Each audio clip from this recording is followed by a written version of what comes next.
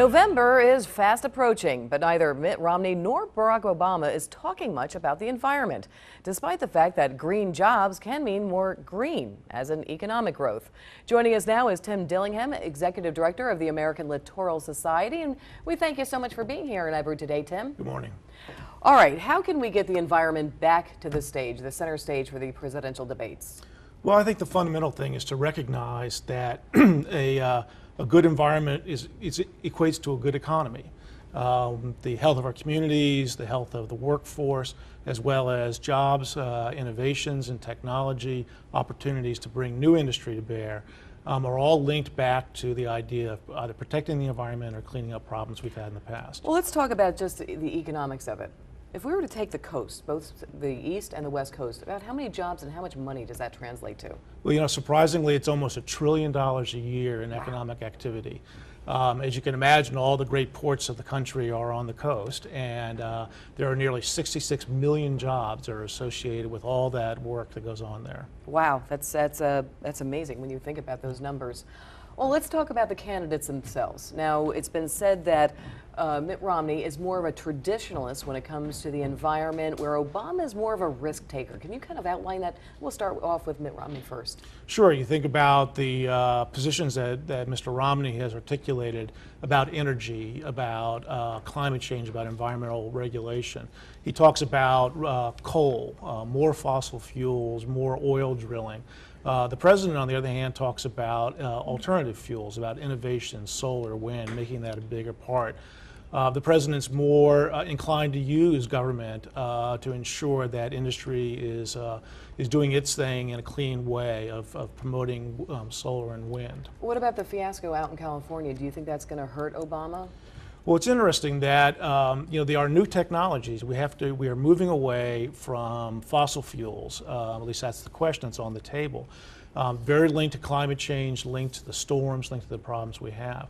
There are new technologies. They have to be invested in. There has to be some risk there.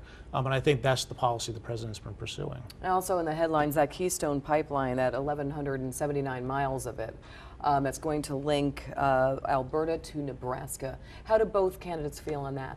Well, Governor Romney is very clearly and aggressively saying we should complete that pipeline and get it moving.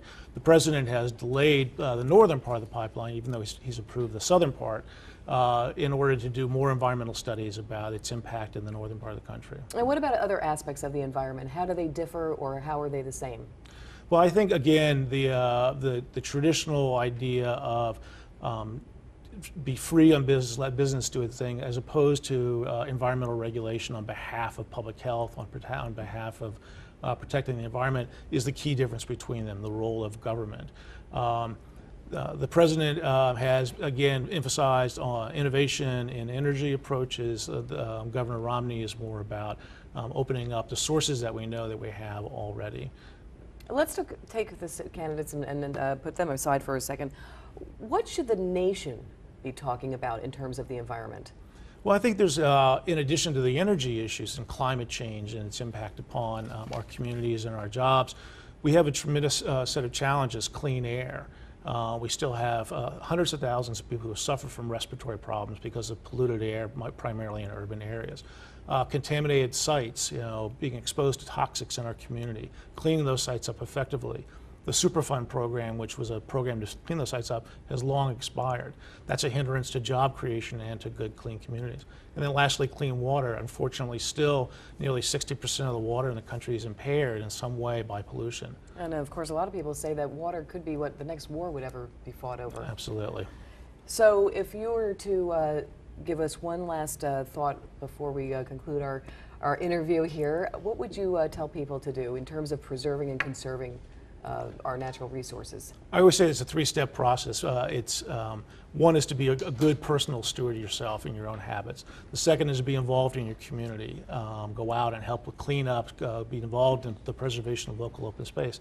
And lastly is call your congressman, call the president, call your local elected officials, because they need to hear how important environmental protection is to the community. And even little things, I always say, when I used to teach marine biology, as we were talking about, but I always said, we tell the kids, just don't run the water when you're brushing your teeth. Little things like that we can each do. Right.